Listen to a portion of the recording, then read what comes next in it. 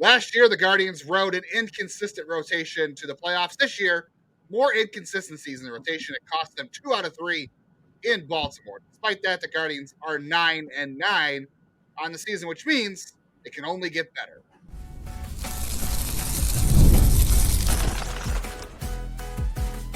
You are Locked On Guardians, your daily podcast on the Cleveland Guardians. Part of the Locked On Podcast Network, your team every day. Hey, thanks for tuning in to another episode of Locked On Guardians, part of the Locked On Podcast Network, your team every day. We cover the Cleveland Guardians 5 days a week, win or lose. The Guardians' rotation might be inconsistent, but we are not. We are here 5 days a week. We are here for you. We're glad you're with us.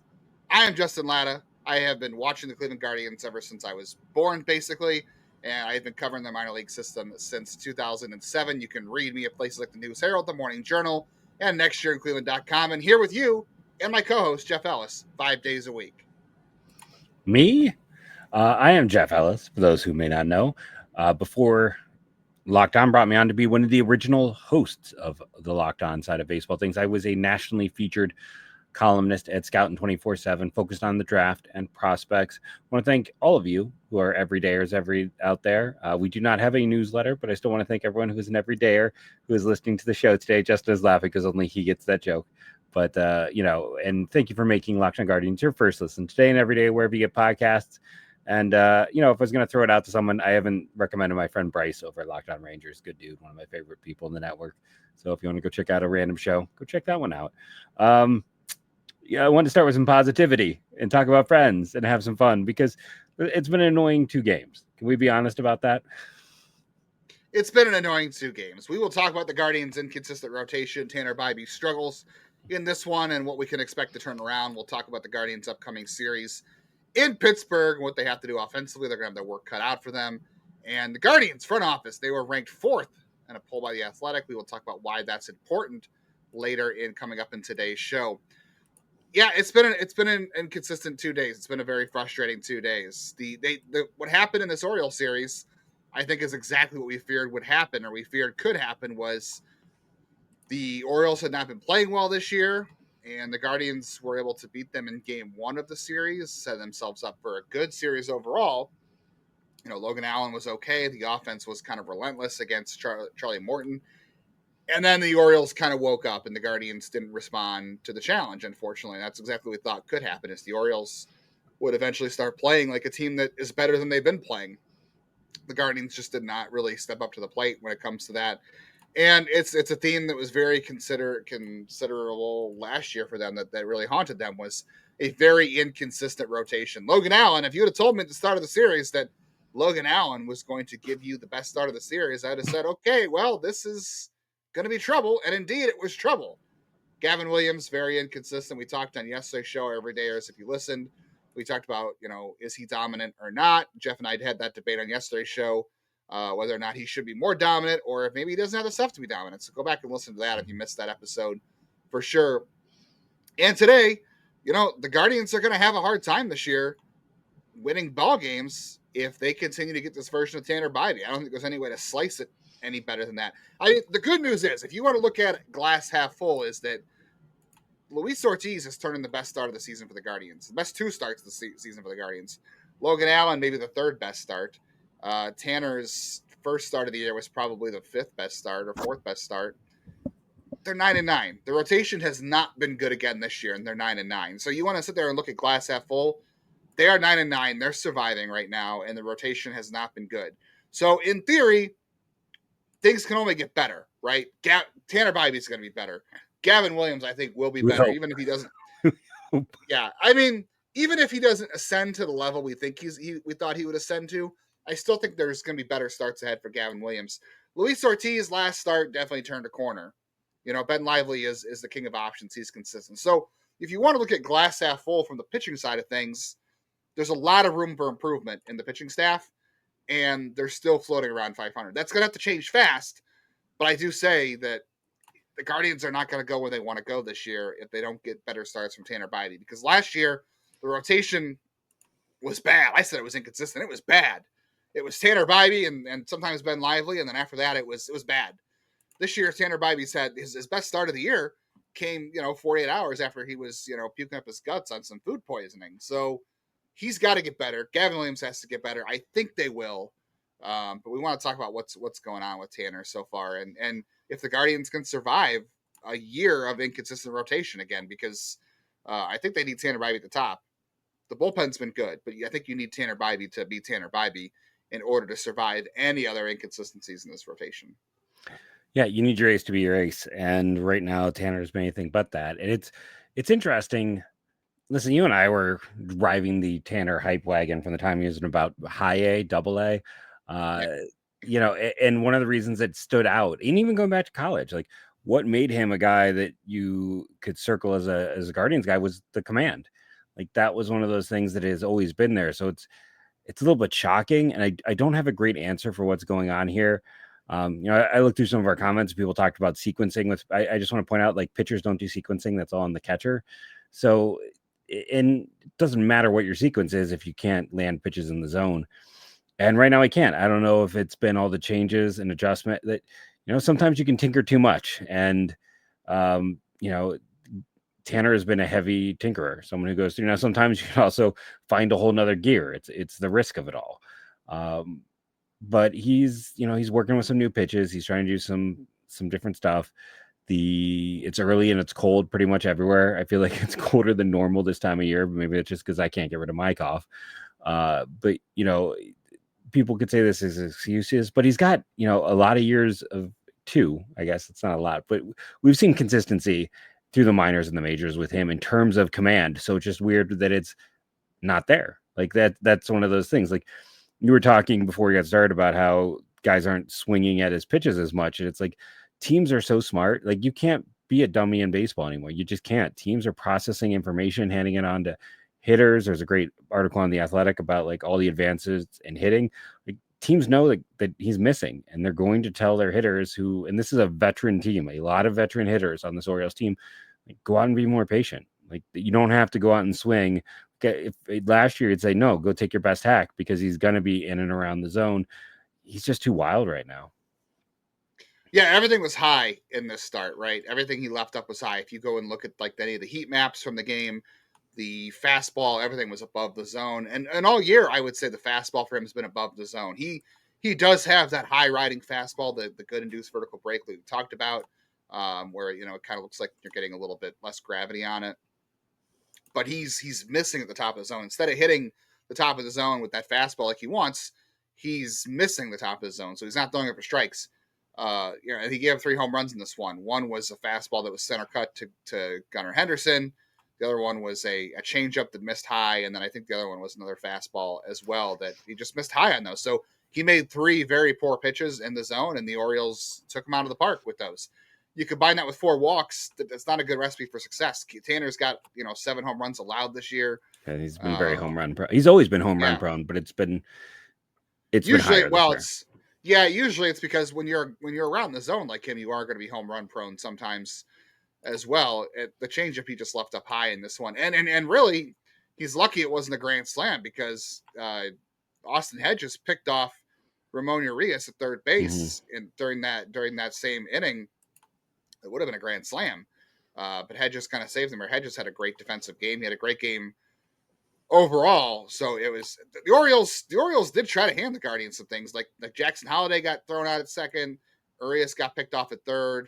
The Orioles made some mistakes that the Guardians could have taken advantage of, and they did. And we'll talk about that more in the second segment with the offense and where things are at with them.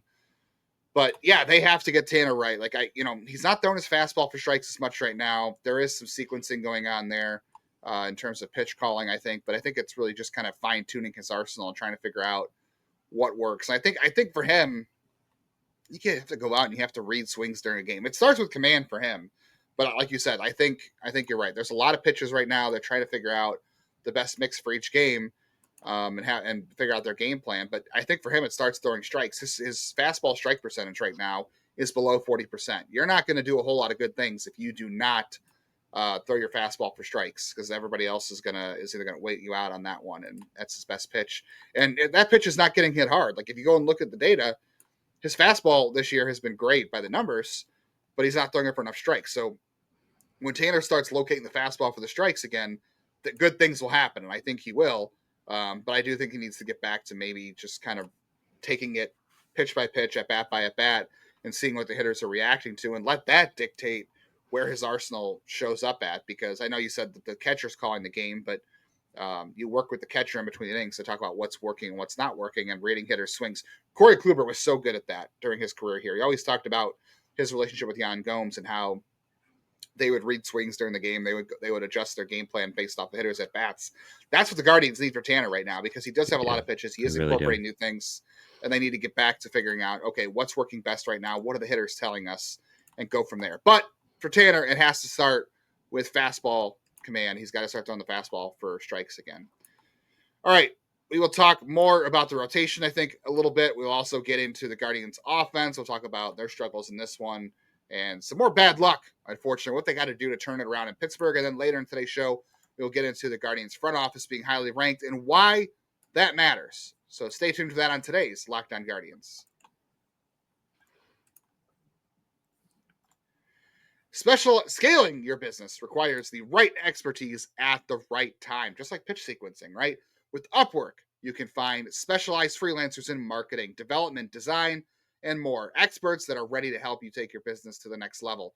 Upwork gives flexibility to businesses by connecting them to top freelance talent across multiple industries, including IT, AI, web development, and marketing. So whether you need an extra set of hands for a project or a long-term partner, Upwork makes hiring simple and affordable. Finding the right talent, if you need help with a marketing campaign, I can attest to this. I work in marketing by day. Upwork does a good job of connecting you with a freelance expert who can deliver incredible results. And they make it easy to post a job. It's free and simple. Within a day, you can get multiple qualified candidates to choose from for your project. So visit Upwork.com right now and just post your job for free. That's UPWORK.com.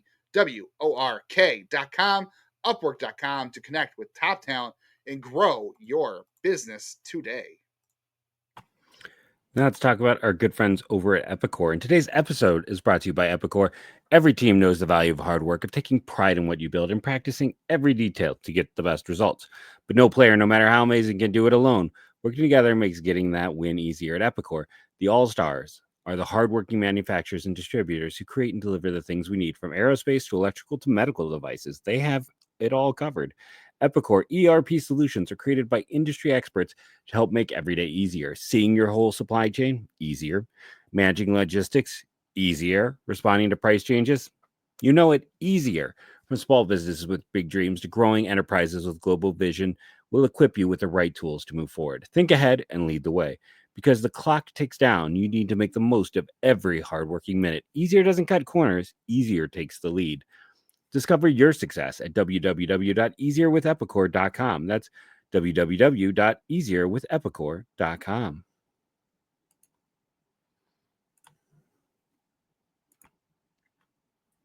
Jeff, the Guardians got home runs from Austin Hedges and Daniel Sheeman. Back-to-back home runs, in fact.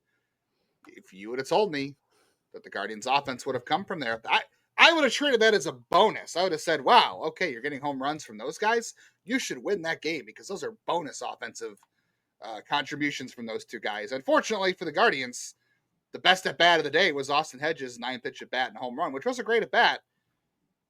They didn't get anything else. There continues to be an element of bad luck with the offense, right? If you go and look at the numbers, I know the games are not played on computer, they're not played on a spreadsheet.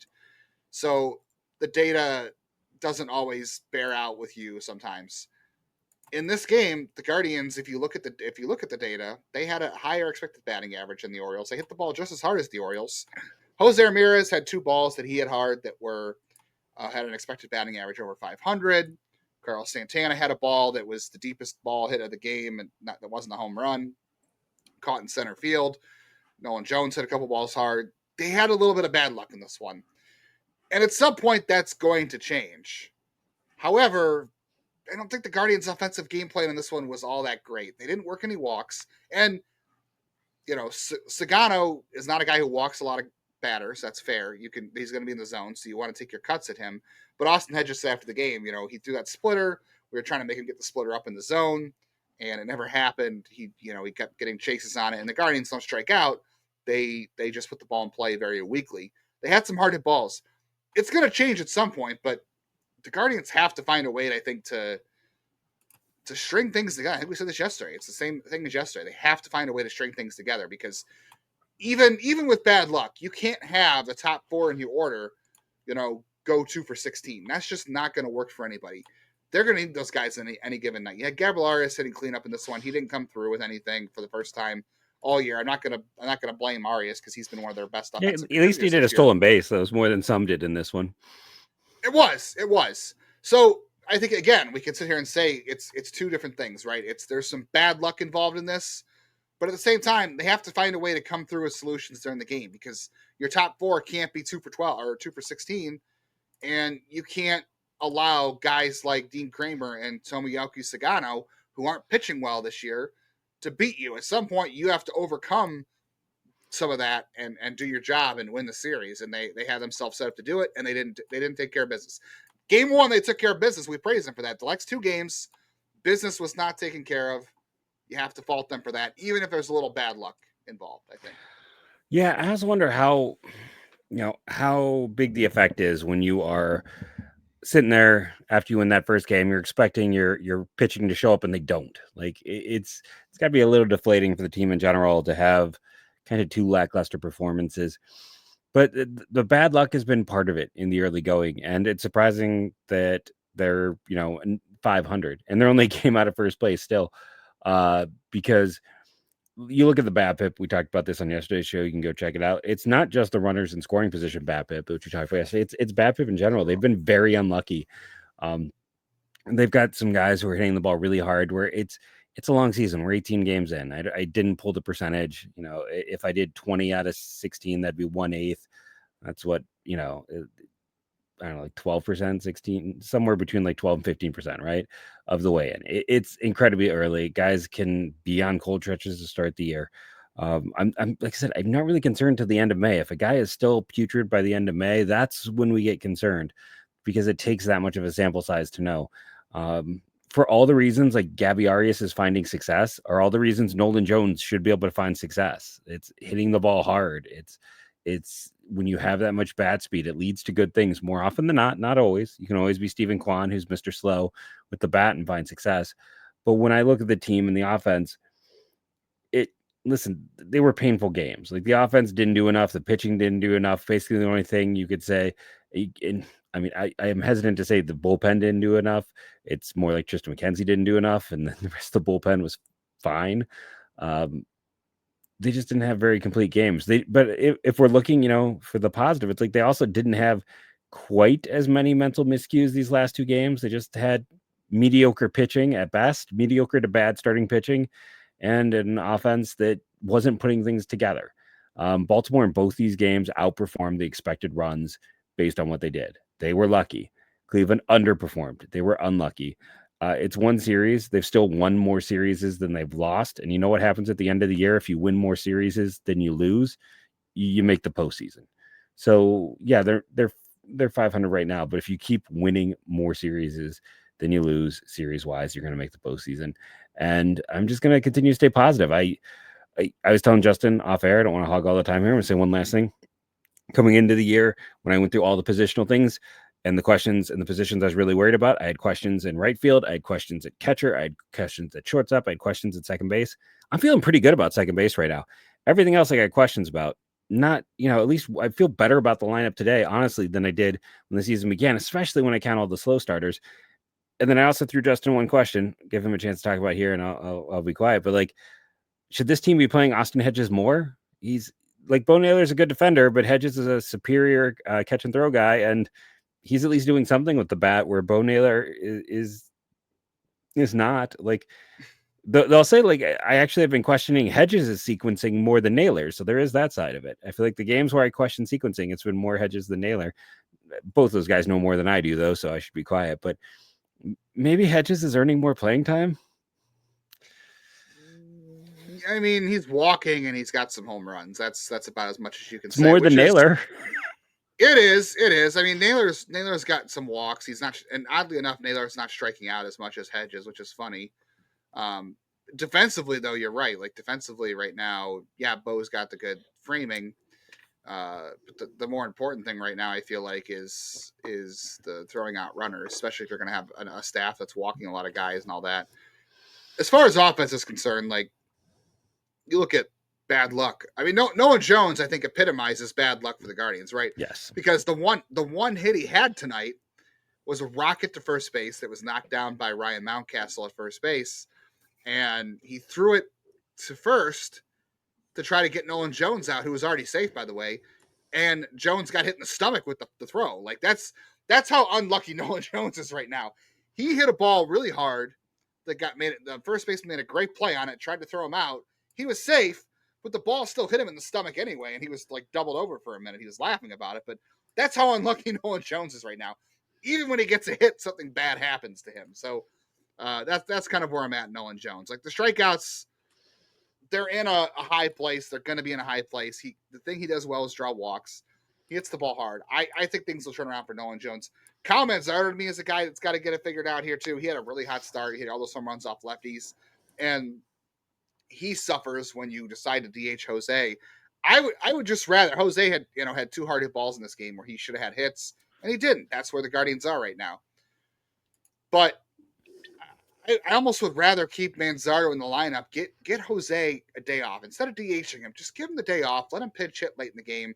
Get Manzardo in there and have him work through some things, because I think at the end of the day, Jose is going to be Jose. He's going to figure it out. I'm not really worried about anything with him. But Manzardo, I'm not saying more about Manzardo, but get him in the lineup and let him work through things while he's struggling. He was hot. He cooled off. Stop giving him days off, because he's the only guy that suffers when Jose DHs. I think he's got to be in there, because you're going to need that guy long term. So we should see him all 3 games in Pittsburgh, I hope. I guess we'll see. Jose might DH on Sunday, and Manzardo sits. I don't know. I don't like it. I would rather see Jose get a day off a week to preserve him long term. Use him as a pinch hitter if you have to, or pinch runner even, and get Manzardo in a flow, a rhythm here, and let him work through things, because you need him in the middle of that order. All right, we're going to talk a little bit about the Pirates series. We'll at least preview the matchups. The Guardians, I think, do have the work cut out for them this weekend. We're also going to talk about the Guardians front office. Once again, voted one of the top front offices in baseball by their peers.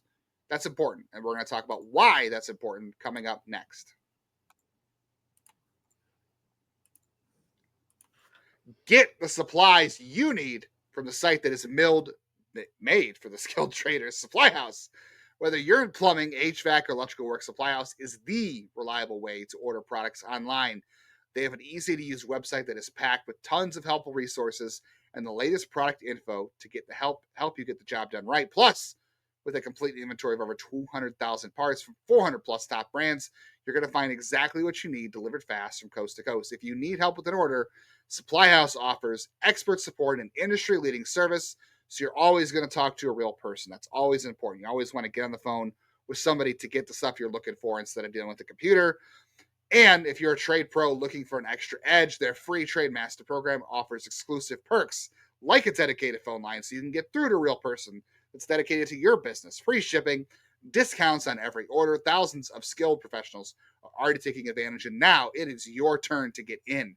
Join the Trade Master program today at supplyhouse.com/TM and start ordering plumbing, HVAC, and electrical supplies with just a few clicks. Plus, use promo code SH5 for 5% off your first order. That's supplyhouse.com.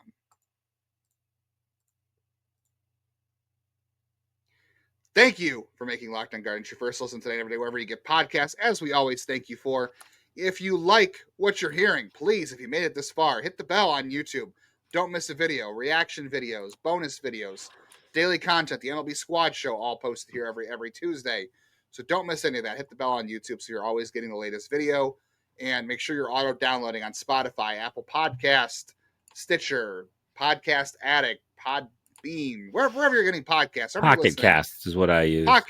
Pocket Cast. If you're over there, auto-download so you never miss an episode. Helps us and make sure we're in your rotation. And check out the Insiders Group. We text our Insiders Group every day during the game, offering insights, conversations. There's some bonus content in it for you as well. Some draft stuff, some prospect stuff. Jeff's 3 stars of the game. Some bonus videos from time to time that we do. We do some chats once a month that is exclusive to our insiders. So join subtext.com/LockedOnGuardians to get in on that. All right, Guardians in Pittsburgh this weekend. Carmen Mlodzinski on Friday. Luis Ortiz, that's good. I think Luis Ortiz hopefully won't be too overhyped to return to Pittsburgh and pitch well against them.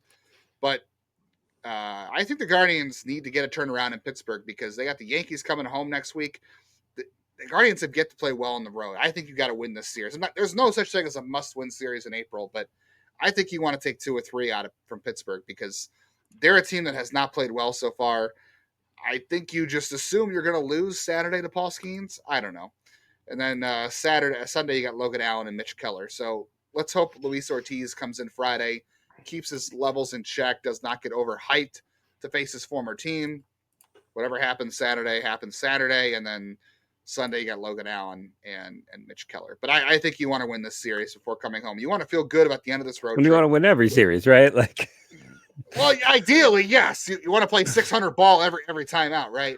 But I think you want to win this series, feel good before you come back home, and before you got to face the Yankees in an ALCS rematch. But it's going to be a tough weekend.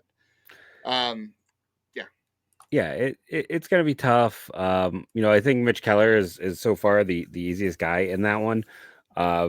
Pittsburgh has its own set of struggles though. It's not, they haven't been an offensive juggernaut. They've got some good hitters, but you need the pitching to step up. And Pittsburgh has historically been a team that stumbles. This has not been a good organization for a very long time, and when it was good, it was a short window. Like I said with the Angels, you got to take care of business when you're in these situations, and hopefully they'll take care of business without working any overtime. I'll take overtime if they have to. The bullpen should be well rested. I mean, yes. Those guys didn't pitch a whole lot of innings in Baltimore, so that's good. And the bullpen, when they did pitch, was good outside of Tristan McKenzie. The Pittsburgh Pirates did have a former Guardians front office member leading them for a while. It did not go well. He got him back to the postseason at least, right? Isn't Huntington the one only? I mean, relative to that organization, that's actually pretty good. That's true. That was Neil Huntington, who was a former Indians assistant GM, went over to Pittsburgh. They get back to playoffs. He's been since gone. That organization just, though, continues to struggle. And I think it has a lot to do with ownership. I know people in Cleveland don't find the Guardians ownership to be positive or all that great, but the Guardians front office continues to stick around. Mm-hmm. Chris Antonetti has been here forever. Mike Chernoff's been here forever. They've both gotten offers from other organizations that would have higher payrolls, right? That have had more high-level success than the Guardians. Maybe not consistently, but they've reached higher peaks than maybe the World Series. Those guys continue to stay in Cleveland, right? And ownership is a problem in Pittsburgh. They've had a lot of high turnover. We know in Cleveland there's been a lot of high turnover elsewhere. The Guardians' peers continue to vote them. They were voted, 4th, I think, by the Athletics poll? Yes. Front office. Building that culture is really important. And I know everyone's going to say, well, they haven't won a World Series, they're cheap or whatever. And that's fine. None of those points are wrong. I can't argue those points. But the Guardians are very consistent. They are, they haven't had they've had very few losing seasons. They haven't been in last place since 1990, 1991, 92?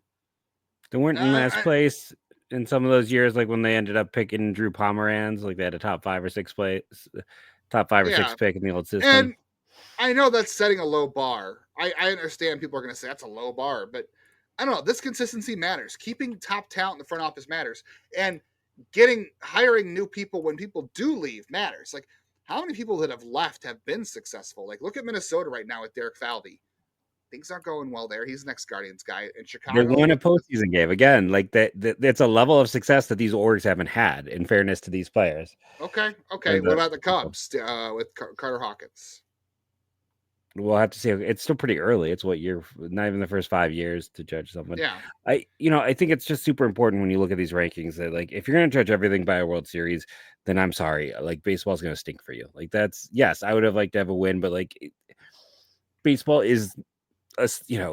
In football, you can get the greatest quarterback on the planet and then have a 10-year run. And it doesn't matter who your owner is.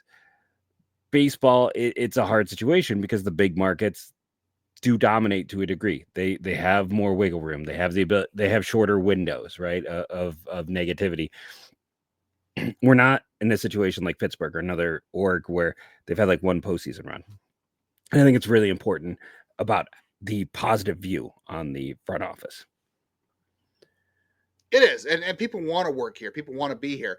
That's how you get top talent in the front office, when you can bring guys in from other organizations, or you can hire top talent from other organizations, or you're hiring the smartest people. The smartest people want to work in Cleveland. That's a reason that people get hired away from Cleveland, is because they're coming from a good foundation. They know what stability and success looks like. It may not be a World Series, but they know how to build the right foundation. They know how to build culture.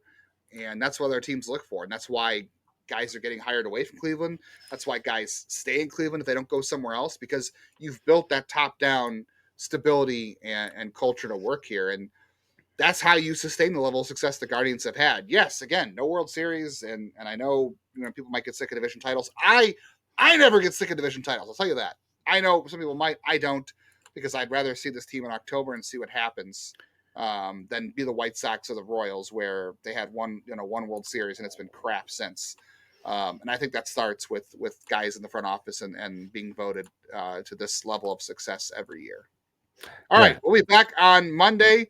We will recap the Guardians and Pirates series. We'll talk about some minor league headlines as well, and we'll get you ready for the New York Yankees series. So come back on Monday for a Guardians series win over the Pirates, and get ready for the Yankees series and find out what happened in the Guardians minor league system over the weekend.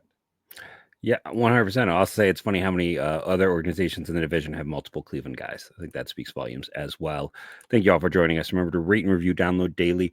It helps. Thanks to all of our everydayers. And as we always say, go, Guardians, go.